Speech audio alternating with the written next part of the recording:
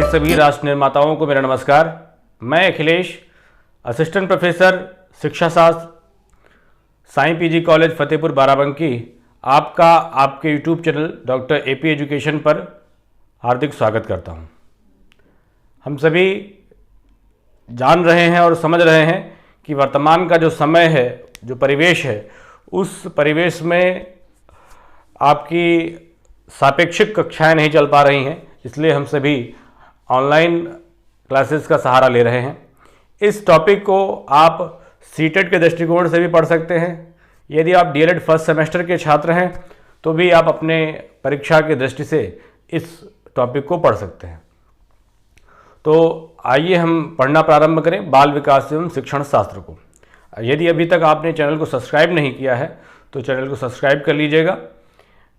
आज की इस पूरी वीडियो सीरीज में हम जो तथ्य इस बाल विकास एवं शिक्षण शास्त्र के अंतर्गत पढ़ेंगे वह होगा अभिवृद्धि और विकास का कॉन्सेप्ट क्या है, इन दोनों में अंतर क्या है, तथा कौन कौन से सिद्धांत हैं विकास के, उसका अध्ययन करेंगे, तथा बालक के विकास पर आनुवांशिकता का अधिक प्रभाव पड़ता है या वंशानुक्रम का अधिक प्रभाव पड़ता है।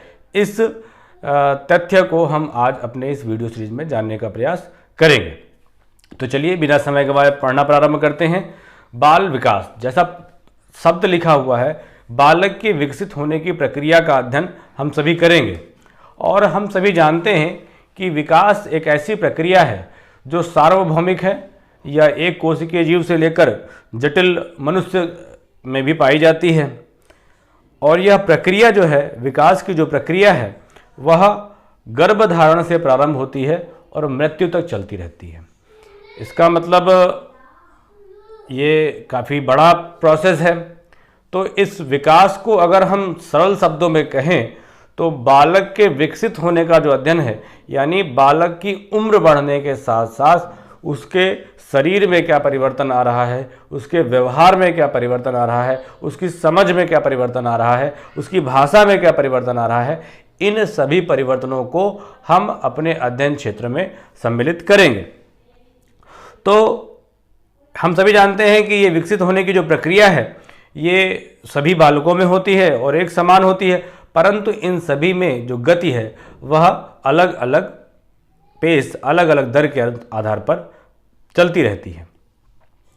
तो ये जो मानव के विकसित होने का अध्ययन है, इसका अध्ययन हम प्राकृतिक विज्ञान यानी नेचुरल साइंस में भी इसका अध्ययन किया जाता है, परंतु इसका अध्ययन मनोविज्ञान के क्षेत्र में भी होता है।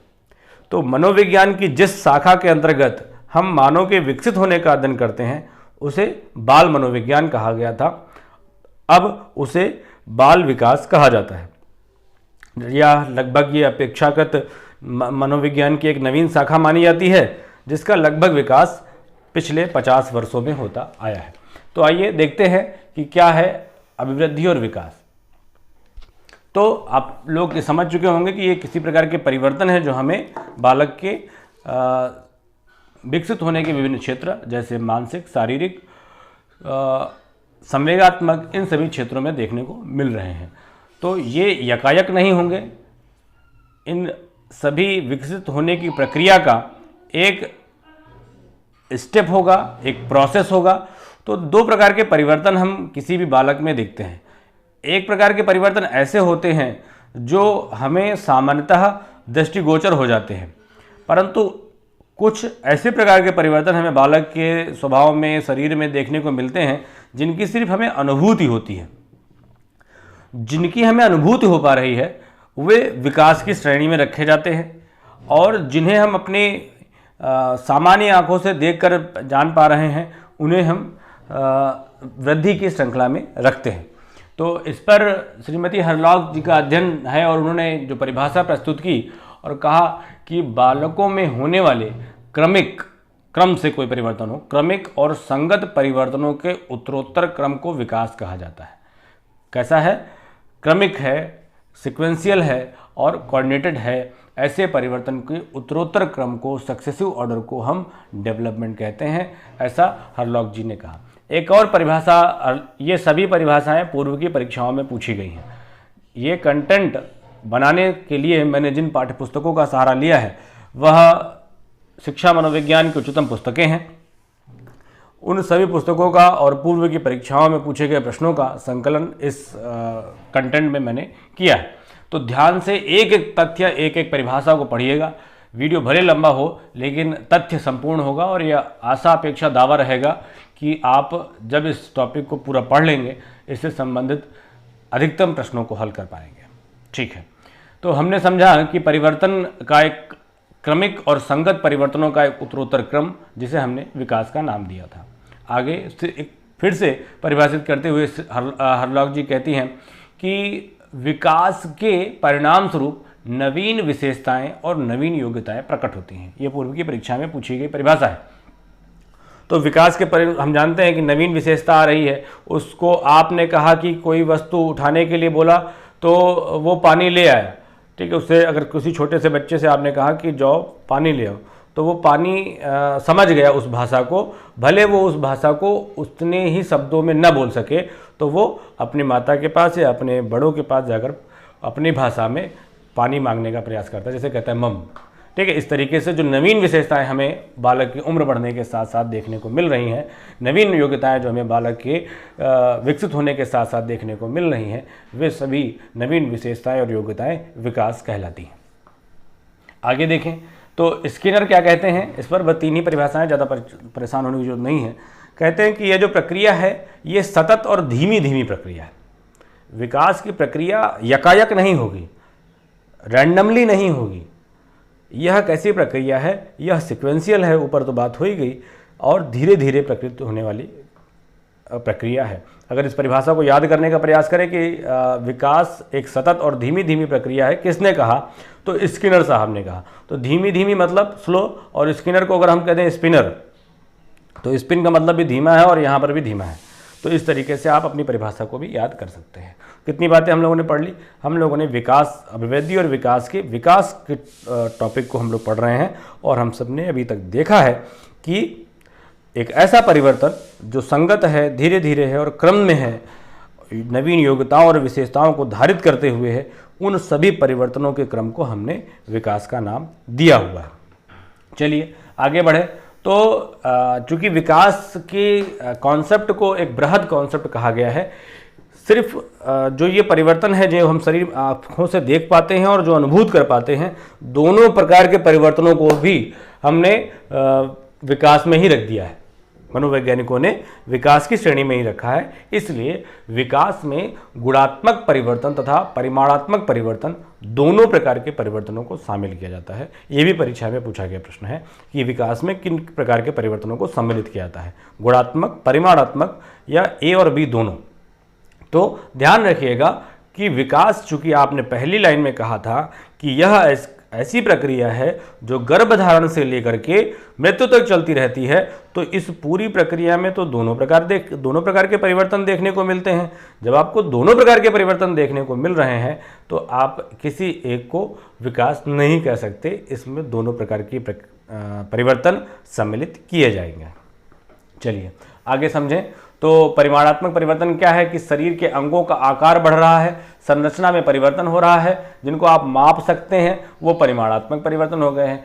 बालक अच्छे तरीके से बैठ पा रहा है, चल पा रहा है अपने दोनों पैरों पर, पेंसिल पकड़ पा रहा है, अपनी दूध की बोतल पकड़ पा रहा है, ऐसे परिवर्तन विकास के उदाहरण कहे जाते हैं।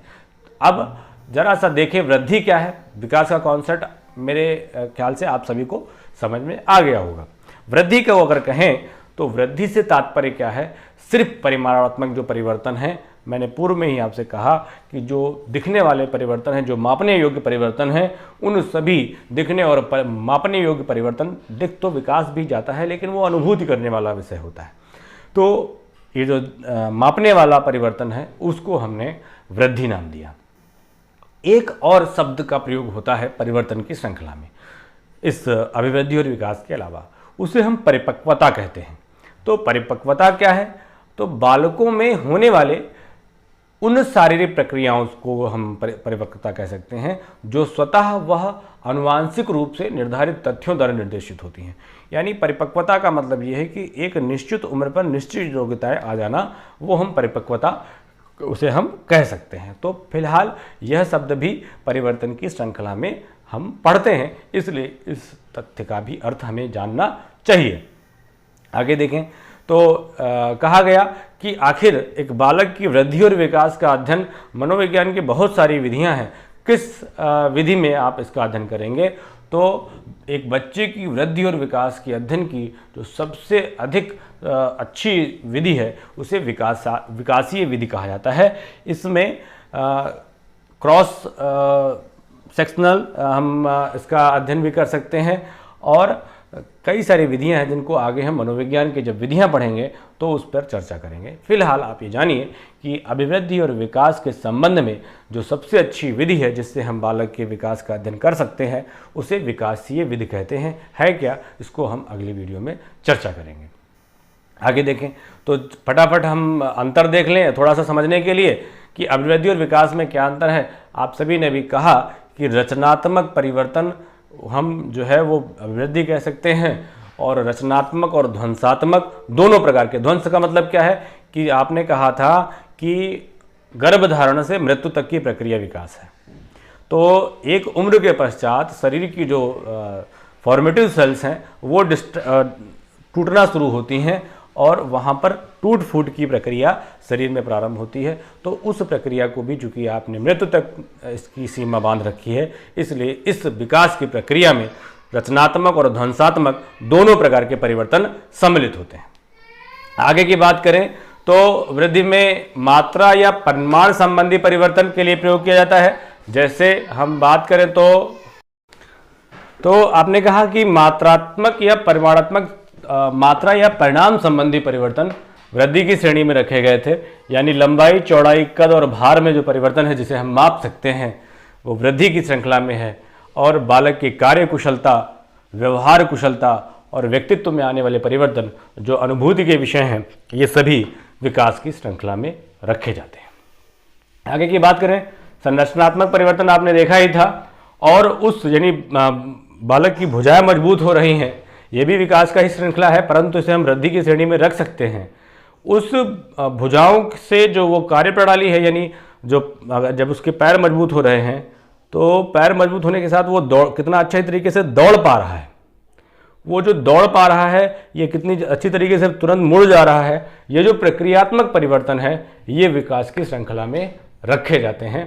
तो इस तरीके से आप समझ पा रहे हैं। और एक अंतिम और सबसे महत्वपूर्ण अंतर, इस बात को आपको ध्यान में रखना है हमेशा के लिए, क्योंकि अभी आप विभिन्न प्रकार के विकास पढ़ेंगे, भाषा विकास पढ़ेंगे, आप संज्ञानात्मक विकास पढ़ेंगे, आप संवेगात्मक विकास पढ़ेंगे। तो इन दो लाइनों को आप अपने दिमाग में पूरी तरीके से बैठा के रखिएगा कि क्या होता है वृद्धि में। कहा कि वृद्धि जो है उसमें परिपक्वता का प्रभाव कार्य प्रमुख होता है। जो परिपक्वता का जो प्रभाव है वह वृद्धि पर ज़्यादा पड़ता है। विकास में क्या है, परिपक्वता एवं शिक्षण दोनों के गुणनफल का परिणाम होता है। जो विकास है यानी एक बालक को किसी यानी पेंसिल पकड़ना है तो वह स्वतः अगर पेंसिल पकड़ता है वो किसी भी प्रकार से पकड़ेगा। जैसे जैसे उसके हाथों पर उंगलियों में मजबूती आती जाएगी वह किसी वस्तु को पकड़ना प्रारंभ करेगा। यदि आप उसको बताएंगे कि किस प्रकार से पेंसिल पकड़ी जाती है तो वहाँ पर शिक्षण होगा, तो वह पेंसिल को उसी अच्छी तरीके से पकड़ने का प्रयास करेगा। तो वह क्या होगा, वो शिक्षण भी होगा। और चूंकि परिपक्वता आ गई है, एक उम्र के पश्चात उसके अंग मजबूत हो रहे हैं, तो दोनों प्रक्रियाएं जब शामिल होंगी तब बालक का जो विकास है वह अच्छी तरीके से, जो बालक में जो परिवर्तन है वह बहुत ही अच्छी तरीके से आपको देखने को मिल पाएंगे। आपने देखा इस तरीके से आपको ये दोनों बातें, यानी विकास जो है वो सिर्फ और सिर्फ कहते हैं कि आप और हम सब जगह एक प्रचलित कहावतें हैं कि देखो जैसे जब बालक की उम्र बड़ी हो जाती है और उसको बोलने और बतियाने और बैठने की जब तमीज़ नहीं होती जिसे हम कहते हैं, तो कहते हैं कि देखो कैसे बैल बने घूम रहे हैं। यानी उसकी उम्र बढ़ गई है, परिपक्वता बढ़ गई है, परंतु उसे अभी बोलने बैठने चलने का कहते हैं कि सलीका नहीं आया, यानी उसे सिखाया नहीं गया, तो उसका विकास नहीं हुआ लेकिन वृद्धि जरूर हो गई है। तो इस तरीके से सामान्य उदाहरणों के साथ समझेंगे तो हम इसको आसानी से समझ पाएंगे। आगे देखते हैं, फटाफट अभिवृद्धि और विकास के सिद्धांतों को समझें। वीडियो जरूर लंबा हो रहा है, लेकिन मेरा प्रयास यह है कि आपको मैं पूरी तरीके से इन बातों को समझा सकूं। अभिवृद्धि और विकास के सिद्धांत हैं, यानी जो ये परिवर्तनों की श्रृंखला है, इन परिवर्तनों की श्रृंखला का अध्ययन जब मनोवैज्ञानिकों ने किया तो इस पूरे परिवर्तन की श्रृंखला को कुछ सिद्धांतों के आधार पर परिसीमित करने का प्रयास मनोवैज्ञानिकों ने किया। पहला सिद्धांत प्रस्तुत करते हैं, कहा गया निरंतरता का सिद्धांत, कि ये जो परिवर्तन की श्रृंखला है यह जीवन पर्यंत चलने वाली प्रक्रिया है। आपने पहली लाइन में कहा था कि विकास गर्भधारण काल से लेकर मृत्यु तक चलता रहता है, यानी निरंतर चलने वाली प्रक्रिया है। अगली बात कही गई कि इस निरंतर चलने वाली प्रक्रिया में जो मानव मात्र के सभी में सक्रिय हो रही है, यानी घटित हो रही है, वह एक जैसी घटित होगी। यानी एक उम्र के बालक में जो परिवर्तन देखने को मिलेंगे वह सभी बालकों में होंगे, लेकिन यहाँ पर लगा हुआ है, इस बात को ध्यान रखिएगा, एक जैसे तो विकसित होंगे, यानी सभी मनुष्य के जो बालक होंगे वह सभी बालक एक जैसे होंगे, चाहे वह भारत में हो। भारत में पैदा होने वाले बालकों के सींग निकली हो ऐसा तो नहीं होगा, और इंग्लैंड में जो बच्चे पैदा हो रहे हैं उनको सींग हो, तो ऐसा तो नहीं होता। एक जैसे बालक यहाँ पर भी, यानी एक ही स्टैंडर्ड, एक ही प्रतिरूप को फॉलो करते हुए बालक यहाँ भी पैदा होते हैं, अन्य जगह पर भी वैसे ही बालक होते हैं, यानी प्रतिमान की समानता का नियम होता है। दूसरा, जो तीसरी जो बात है वह महत्वपूर्ण है, प्रतिमान की समानता तो जरूर होती है, परंतु इनमें विकसित होने की जो प्रक्रिया है वो किसी में तेज होती है, किसी में धीमी होती है। पहले भी हमने इसकी चर्चा की। तो जो गति है उस गति में बालक बालक के आधार पर व्यक्तिगत विभिन्नता देखने को मिलती है, जिसे गति में व्यक्तिगत विभिन्नता का नाम दिया गया है। तीन बातें हो गई कि निरंतर चलेगा, एक जैसा चलेगा, और लेकिन एक जैसा चलेगा, लेकिन जो स्पीड है वो स्पीड जो है वो स्लो और फास्ट हमें देखने को मिल सकती है। आगे की बात करें तो अगला जो सिद्धांत मनोवैज्ञानिकों ने प्रस्तुत किया वो कहा कि सरल से जटिल की ओर, ये जो प्रक्रिया है वो सरल से जटिल की ओर चलती है। यानी पहले जो बालक के व्यवहार है सामान्य से विशिष्ट की ओर इसको कह सकते हैं आप, ठीक है। तो ये जो पहले जो प्रक्रिया है, यानी पहली जो उसके व्यवहार होंगे, किसी भी वस्तु को वो, यानी कहें तो दूध की बोतल की अगर ही बात करें तो वो पहले दोनों हाथों से पकड़ता है और धीरे धीरे वो सीख जाता है, एक हाथ पे आता है, फिर दो उंगली से ही पकड़कर वो अपने दूध की बोतल पकड़ सकता है। इस तरीके से उसका जो व्यवहार है वो धीरे धीरे विशिष्ट होता हुआ आगे बढ़ता है। तो इस तरीके से हम कह सकते हैं कि बालक का व्यवहार धीरे धीरे सामान्य से विशेषता हासिल करता हुआ आगे चलता है। अगला सिद्धांत जो है वो विवेकपूर्ण प्रयोग का सिद्धांत या नियम कहते हैं, ठीक है। इसे ये कहा गया कि धीरे धीरे बालक में किसी भी व्यवहार को या किसी भी बात को समझने का विवेक आना शुरू होता है और उस विषय वस्तु को वो ध्यान से प्रयोग करना प्रारंभ करता है। आगे कहा गया कि ये जो निरंतर एक जैसी और अलग अलग स्पीड से चलने वाली विकास की प्रक्रिया है, जो पहले सामान्य से जटिल यानी सामान्य से विशेषता की ओर आगे बढ़ रही है, वह किसी दिशा को फॉलो करती हुई आगे बढ़ रही है। जैसे मान लीजिए कि कोई एक गाड़ी चल रही है, तो वो कार में एक ड्राइवर बैठा है, दो गाड़ियां चल रही हैं, दोनों एक ही जैसी गाड़ियां एक ही दिशा में चल रही हैं, तो दोनों व्यक्ति हैं और दोनों के पास कार है, एक जैसी कार है, लेकिन दोनों की स्पीड अलग अलग है, ठीक है। या कह लें कि दोनों व्यक्ति हैं, दोनों की गाड़ियां अलग अलग हैं, तो गाड़ियां जब अलग अलग होंगी तो उनकी स्पीड भी अलग अलग होगी। गाड़ियां अलग का मतलब क्या है, यहाँ पर अपने हम परिवेश में समझें तो यहाँ पर अलग अलग वातावरण बालक का जिसमें उसका विकास हो रहा है, यानी एक बालक अलग वातावरण में विकसित हो रहा है, एक बालक अलग वातावरण में विकसित हो रहा है, तो अलग अलग गाड़ियां जब उसकी हैं तो अलग अलग स्पीड भी होगी बालकों की। और धीरे धीरे जब वो ड्राइविंग करता हुआ आगे बढ़ रहा है तो वो अब उसकी ड्राइविंग में काफ़ी विशिष्टता आ रही है, काफ़ी फाइननेस आ रही है, और वो भीड़ भाड़ वाले इलाकों में भी बड़ी आसानी से काट पीट कर निकाल ले जा रहा है। तो सामान्य से विशेषता आती चली जा रही है। आगे बात करें तो किसी दिशा में किसी व्यक्ति को जाना होता है। इसी तरीके से बालक में विकसित हो रहे जो विकास की प्रक्रिया है वह भी किसी दिशा को फॉलो करती है, ऐसा मनोवैज्ञानिकों ने अपने सिद्धांतों में बताया है। क्या कहा कि बच्चों का शारीरिक और मानसिक विकास जो है वो दो प्रकार के नियमों से निर्देशित होता है। कौन कौन से प्रकार के? पहला इन्होंने कहा मस्तकाधोमुखी और दूसरा इन्होंने कहा निकट दूर नियम। तो ये मस्तकाधोमुखी क्या है? सिफेलोकॉडल रूल क्या कहता है? ये कहता है कि जो ये बालक के विकसित होने की जो दिशा है वह सिर से पैर की ओर आगे की ओर बढ़ती है। ठीक है, विकास का मतलब आप सिर्फ और सिर्फ उसका मोटा हो जाना मत समझिएगा। विकास का मतलब बालक सभी उसको आवाज़ अगर अपने पिता की सुनने में आ रही है तो तुरंत अलर्ट हो जाता है, माता की सुनने में आ रही है यानी वो आवाज़ को पहचानना शुरू कर रहा है, उसके व्यवहार में फाइननेस आ रही है। आप लोग इस बात को ऊपर से समझ चुके हैं।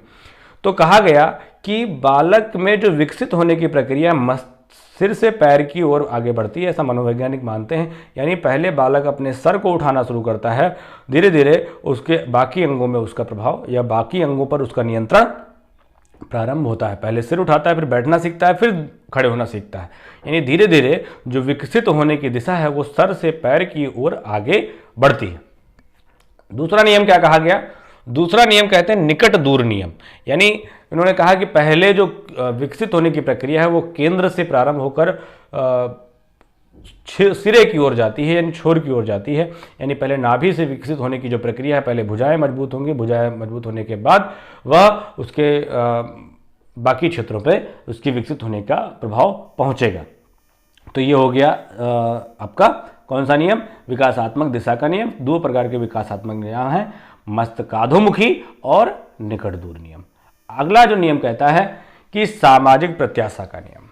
सामाजिक प्रत्याशा का नियम क्या है भैया? सामाजिक प्रत्याशा यानी समाज, समाज माने परिवार, माता पिता, स्कूल, पास पड़ोस, दोस्त, समाज हो गया। प्रत्याशा का मतलब होता है उम्मीद। तो सामाजिक प्रत्याशा का नियम क्या कहता है कि एक उम्र के पश्चात समाज भी बालक से एक विशेष प्रकार के व्यवहार की उम्मीद करता है। यानी 1 वर्ष का बालक हुआ तो वो अब धीरे धीरे बोलना शुरू करे, या 1 वर्ष से ऊपर का बालक हुआ तो धीरे धीरे पैर टिकाना शुरू करे। इस तरह के व्यवहार हैं जो वह बालक से उसका समाज यानी उसका माता पिता, उसके परिवार, उसके बंधु एक अपेक्षा रखते हैं। तो यदि ऐसे व्यवहार वह निश्चित उम्र में नहीं दिखा रहा होता तब चिंता का विषय बन जाता है, और अगर ऐसे व्यवहार वह निश्चित उम्र में दिखाता है तो उसी आधार पर फिर उसके लिए अन्य व्यवस्थाएं की जाती हैं। हेविंगहस साहब ने इसे विकासात्मक पाठ कहा है। यानी इसी डेवलप होने की जो प्रक्रिया का अध्ययन आप लोग करते हैं और आप जानते हैं कि एक फला उम्र में बालक फला प्रकार की इंटरेस्ट रखता है, व्यवहार करता है, उसी आधार पर आप उसकी पाठ्य वस्तु का निर्माण करेंगे जिससे वह धीरे धीरे अपनी पाठ्य वस्तु को भी सीखता चले, खेल खेल में अपनी रुचि के अनुसार, अपने व्यवहार के अनुसार। इसे हेविंगहस साहब ने विकासात्मक पाठ कहा है, जिसके आधार पर ही कंटेंट बनाए जाते हैं, विषय वस्तु पाठ्य वस्तु बनाई जाती हैं बालक के विभिन्न उम्र को ध्यान में रखते हुए। अगला कहा गया, लास्ट नियम है सहसंबंध और सहगठन का नियम। क्या मतलब है ये? कहा गया कि जो यह विकसित होने की प्रक्रिया है, अब बालक का एक ही क्षेत्र तो है नहीं कि मस्तिष्क विकसित हो जाएगा, शरीर में कोई और परिवर्तन नहीं देखने को मिलेंगे। तो ये जो बालक के विकसित होने के जो क्षेत्र हैं वो कौन कौन से हैं, ये प्रश्न भी पूछा जा चुका है। तो शारीरिक विकास, मानसिक विकास, संज्ञानात्मक विकास और संवेगात्मक विकास, ये 4 क्षेत्र माने जाते हैं कि इन 4 क्षेत्रों में बालक का डेवलपमेंट होता है। तो ये जो चारों क्षेत्रों का विकास है, यानी शरीर का जो डेवलपमेंट है, मस्तिष्क का जो डेवलपमेंट है, जो संवेगों का डेवलपमेंट है, जो समझ का यानी संज्ञानात्मक विकास का डेवलपमेंट है, ये सभी चारों आपस में अंतः संबंधित होते हैं और एक दूसरे को सपोर्ट करते हुए या एक दूसरे को प्रभावित करते हुए आगे बढ़ते रहते हैं। इस तरीके से यानी जब मनोवैज्ञानिकों ने बालक के विकसित होने का यानी बालक की उम्र बढ़ने के साथ साथ उसके व्यवहार में, उसकी समझ में, उसके शरीर में होने वाले परिवर्तनों का जो अध्ययन किया, उस अध्ययन के आधार पर उपरोक्त प्रकार के सिद्धांतों का उन्होंने प्रतिपादन किया था। मेरे हिसाब से आपको ये बातें समझ में आई होंगी, कमेंट करके बताते भी चलिए। आगे बात करें, चूंकि आज हमने टारगेट रखा है कि हम सभी लोग आनुवांशिकता और वातावरण तक इसका अध्ययन करेंगे, तो बस कंप्लीट ही होने वाला है। शैक्षिक नीतिहार्थ से प्रश्न एक बार पूछा जा चुका है आपकी सीटेट की परीक्षा में और आपकी डीएलएड की परीक्षा में भी, तो थोड़ा सा इसको भी समझ लें कि आखिर आप बाल विकास में कहाँ तक इसका अध्ययन करते हैं। तो आपने कहा कि विकास के नियमों द्वारा मूलतः मनोवैज्ञानिकों द्वारा गर्भधारण से जन्म के प्रथम 16 वर्ष में होने वाले शारीरिक एवं मानसिक विकास की व्याख्या की जाती है। 16 से 18 वर्ष का ही बालक एक अध्यापक के पास रहता है। बाकी उच्च शिक्षा में चले जाते हैं बालक तो उनका डेवलपमेंट कहा जाता है फिर स्वतंत्र रूप से होगा है। जो बनने बिगड़ने की प्रक्रिया है वो यही है। तो प्रथम 16 वर्ष जो है, इसी 16 वर्षों का अध्ययन आप करते हैं और उन 16 वर्षों का अध्ययन करने के बाद आप क्या कर सकते हैं कि विभिन्न उम्र में होने वाले विभिन्न परिवर्तन, विभिन्न आकांक्षाओं को ध्यान में रखते हुए आप उस बालक की मार्गदर्शन कर सकते हैं, सीखने के उपयुक्त अवसर उपलब्ध करा सकते हैं। अगला कहा गया कि विकास के नियमों के आधार पर ही, ये प्रश्न यही लाइन पूछी गई थी कि विकास के नियमों के आधार पर ही बालक को उसके वातावरण के साथ अच्छी तरीके से समायोजन के लिए प्रेरित भी एक शिक्षक कर सकता है, जिसने एक अभिभावक कर सकता है जिसने बाल विकास का अध्ययन कर रखा है। आगे की बात करें, विकासात्मक पाठ जो है, आप जानते हैं मैंने बताया कि हेविंगहर्स्ट ने इसको विकासात्मक पाठ कहा। तो इस सामाजिक प्रत्याशा के आधार पर जो विकासात्मक पाठ बनाए जाएंगे, उस पाठ में शिक्षा नीति और कार्यक्रमों को बालक की उम्र के अनुसार समायोजित किया जा सकता है। ये हमारा बाल विकास पढ़ने का एक उपयोग है जो हम अध्यापक होने के नाते कर सकते हैं। व्यवसायिक निर्देशन में भी ये सहायता करता है और ये जान ले कि बालक किस उम्र में संतुलन की अवस्था में है। संतुलन की अवस्था को जान करके शिक्षक अधिक सावधानी से बालक के व्यवहार को निर्देशित कर सकता है कि कब उसका दिमाग ठंडा है, कब उसका दिमाग गर्म है, यानी व्यवहार का अध्ययन वो कर पा रहा है। तो उस समय के परख करके वह उसको उचित प्रकार का निर्देशन दे सकता है। तो यह शैक्षिक नीतिहार्थ हो गए, यानी बाल विकास पढ़ने के शिक्षक आखिर क्यों पढ़ रहा है और उसका क्या प्रयोग कर पाएगा, ये बातें हो गई। आगे आइए, बालक की वृद्धि और विकास पर पड़ने वाले प्रभावों का अध्ययन करें तो बहुत सारी चीज़ों का अध्ययन या बहुत सारे तथ्यों का प्रभाव, कारकों का प्रभाव बालक के विकसित होने पर पड़ता है, जिनमें से महत्वपूर्ण जो दो हैं वो हैं आपके अनुवांशिकता और वातावरण। आनुवांशिकता का मतलब क्या होता है और वातावरण का मतलब क्या होता है। जैसा मैंने आपको एक उदाहरण दिया था कि एक गाड़ी में कोई व्यक्ति बैठा है और जो एक कार ड्राइवर है और कार है, तो जो कार ड्राइवर है वो अनुवांशिक हो गया और जो कार है यानी जो उसका वातावरण हो गया वो उसका परिवेश हो गया। आगे देखते हैं कि ये दोनों प्रकार के जो व्यक्ति हैं, कार ड्राइवर और कार, क्या उसके स्पीड में या उसके विकसित होने में या उसके सीखने में किस प्रकार से प्रभावित करते हैं बालक की वृद्धि और विकास को। आइए देखते हैं। तो पहले समझें आनुवांशिकता का अर्थ क्या होता है। तो हम सभी जानते हैं कि आनुवांशिकता एक साइंस की एक स्ट्रीम है जिसमें शरीर एवं मानसिक गुणों के संचरण से होता है। आनुवांशिकता का तात्पर्य शारीरिक एवं मानसिक गुणों के संचरण से होता है। जो किसके द्वारा होता है? जो माता पिता से बच्चों में जीन्स के माध्यम से प्रवेश करते हैं। यानी जो आनुवांशिक गुणों का संवाहक कौन है? आनुवांशिक गुणों का संवाहक है जीन्स। ये प्रश्न पूछा जा चुका है कि निम्नलिखित में से आनुवांशिक गुणों का संवाहक कौन होता है? तो जीन्स होते हैं। जीन्स के माध्यम से माता पिता के गुण बच्चों में प्रवेश करते हैं। दूसरा टर्म आया वातावरण। क्या है? हम पढ़ रहे हैं इसी दोनों तथ्यों को अध्ययन कर, दोनों के प्रभाव को। तो पहले दोनों का अर्थ समझें। यानी एक तो है आनुवांशिक गुण है जो जीन्स के माध्यम से बच्चे में प्रवेश कर रहे हैं। दूसरा क्या है? बच्चा प्रवेश, यानी बच्चे का जन्म हुआ।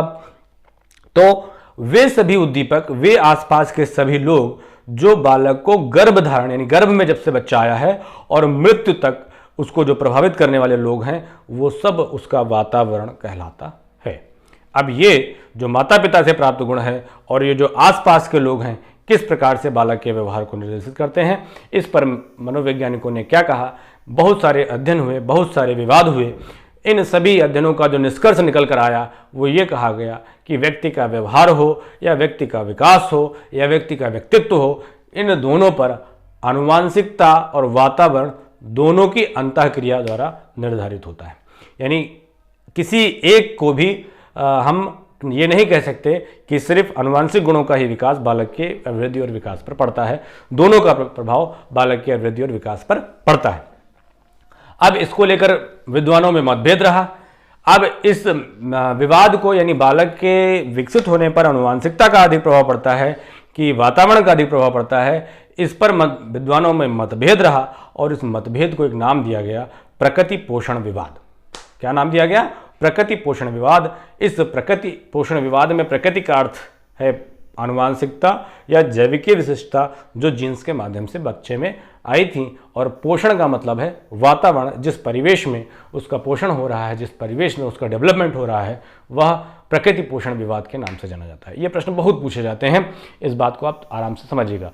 फटाफट जान लें आनुवांशिकता के नियम कौन कौन से हैं, चूंकि पूछ लिए जाते हैं। हम जानते हैं ग्रेगर जॉन मेंडल ने आनुवंशिकता के 2 नियम प्रतिपादित किए थे, पृथक्करण का नियम और स्वतंत्र अभिरोहण का नियम। इन्होंने कहा कि पहला जो है लॉ ऑफ सेग्रीगेशन, दोनों पहली पीढ़ी में दोनों प्रकार के अलग अलग गुण विकसित होते हैं। और दूसरा जो कहा स्वतंत्र अभिरोहण का नियम, ये कहा कि यदि ऐसा कभी हो जाता है कि किसी एक पीढ़ी में किसी एक, जैसे कैपिटल टी और स्मॉल टी अगर हम का क्रॉस हुआ था तो सारे कैपिटल और स्मॉल टी ही आए थे, यानी लेकिन वो क्या थे, स्मॉल टी का गुण छुप गया था।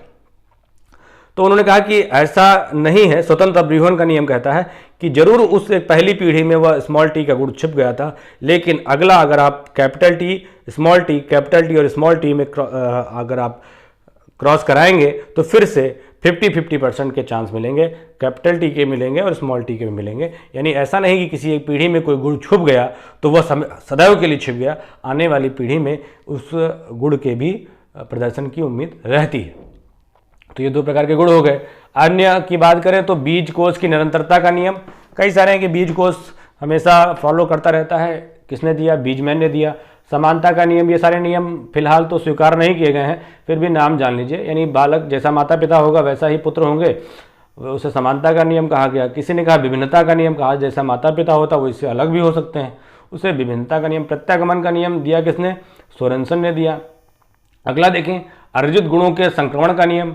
अर्जित गुण आप सभी जानते हैं कि वो जो जिराफ था वो धीरे धीरे प्रकृति का जब प्रतिकूल समय आया तो उसकी गर्दन छोटी थी तो घास खाने में समस्या हुई, तो उसने लपकाया अपना गर्दन, तो धीरे धीरे उसकी गर्दन लंबी हो गई है। अर्जित गुणों के आधार पर भी विकास देखा जाता है जो लैमार्क द्वारा है, जिसका भी खंडन हो गया था। आगे की बात करें फ्रांसिस गाल्टन, इनको याद कर लीजिए। फ्रांसिस गाल्टन का सिद्धांत है, गाल्टन ने 1989 में आनुवांशिक प्रतिभा नामक एक पुस्तक प्रकाशित की। कौन सी पुस्तक प्रकाशित की? आनुवांशिक प्रतिभा नामक एक पुस्तक प्रकाशित की, जिसमें इन्होंने बच्चों के विकसित होने का अध्ययन किया। इन्हें सूजनन शास्त्र के पिता भी कहा जाता है। फ्रांसिस गाल्टन को सूजनन शास्त्र के पिता भी कहा जाता है। इस बात को ध्यान रखिएगा, याद कर लीजिएगा, नोट कर लीजिएगा, प्रश्न पूछा गया है। आगे की बात करें तो हम सभी जानते हैं कि अगर आनुवांशिकता का थोड़ा सा अध्ययन कर लें प्रश्न के आधार पर, परीक्षाओं के आधार पर, तो हम सभी जानते हैं कि मनुष्य में 23 जोड़े क्रोमोसोम पाए जाते हैं। उनमें से 22 जोड़े जो क्रोमोसोम होते हैं वो स्त्री और पुरुष दोनों में समान होते हैं। 23वां क्रोमोसोम जो होता है उसे हम लिंग निर्धारण या सेक्स डिटर्मिनेशन क्रोमोसोम्स कहते हैं, जिस पर अलग अलग होते हैं। तो 23वें क्रोमोसोम पर हमें एक कॉम्बिनेशन प्राप्त होता है XX और दूसरा कॉम्बिनेशन प्राप्त होता है XY। XX जो कॉम्बिनेशन है वो स्त्रियों में होता है, XY जो कॉम्बिनेशन पाया जाता है वो पुरुषों में देखा जाता है। ये एक सामान्य स्थिति हो गई। जब हम देखें कि कभी कभी कुछ परिवर्तन हो जाता है तो वो क्या होता है, इसमें जो हमारा 23वां क्रोमोसोम है उस क्रोमोसोम पर जो ये जो सामान्य संरचना है XX और XY वाली, अगर वैसी ना हो करके XYY हो गई तो क्या होगा? तो ये होता है कि XYY यानी YY मेल का गुण है, तो मेल का अधिक गुण आने की वजह से बालक का जो स्वभाव है वो थोड़ा सा अपराधी प्रवृत्ति का हो जाता है। इसीलिए कहा गया XYY जब कॉम्बिनेशन देखने को मिलता है तो उस प्रकार के बालक को अब अपराधी प्रवृत्ति का कहा गया, मनोवैज्ञानिकों ने अपने अध्ययन के आधार पर देखा। अगला म्यूटेशन देखा XXY, जिसमें स्त्रीत्व की भावना अधिक हो गई, जिसे लाइन फिल्टर सिंड्रोम कहते हैं। के से शुरू है लेकिन के इसमें साइलेंट है, लाइन फिल्टर सिंड्रोम कहा जाता है।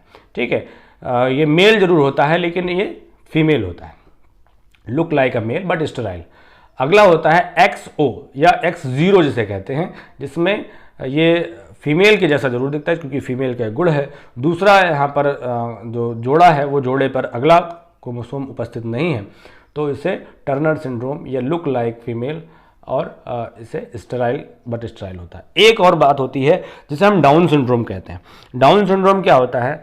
जो आपने ये दो म्यूटेशन देखा है वो 23वें जोड़े क्रोमोसोम पर आपने म्यूटेशन देखा है, परंतु जो डाउन सिंड्रोम का समस्या है वो ये जो 22 पेयर है, जो ऑटोसोम्स हैं, जो दोनों में एक जैसे हैं, इन 22 पेयर्स में से किसी भी पेयर पर जब कोई म्यूटेशन देखने को मिलता है तो उसे हम डाउन सिंड्रोम कहते हैं। ठीक है, ध्यान समझिएगा। तो ये फिलहाल आज के लिए मेरे हिसाब से पूरा टॉपिक हम लोगों ने पढ़ा। अनुवांशिक अभिवृद्धि और विकास क्या होता है, इसके सिद्धांत क्या होते हैं, इस पर किन किन तथ्यों का प्रभाव पड़ता है, पूरी बातें हम सभी ने अपने इस टॉपिक में कंप्लीट की हैं। आई होप आपको समझ में आया होगा, और अगर नहीं समझ में आया है तो थोड़ा सा कमेंट करके बताइए कि किस तरीके से इसको और आपको हम समझा सकें। तो चैनल को सब्सक्राइब करिए। मिलते हैं कल फिर से आपके एक नए टॉपिक यानी विकास की विभिन्न अवस्थाओं के बारे में अध्ययन करने के लिए। तब तक के लिए स्वस्थ रहिए, अध्ययन करते रहिए। भारत माता की जय।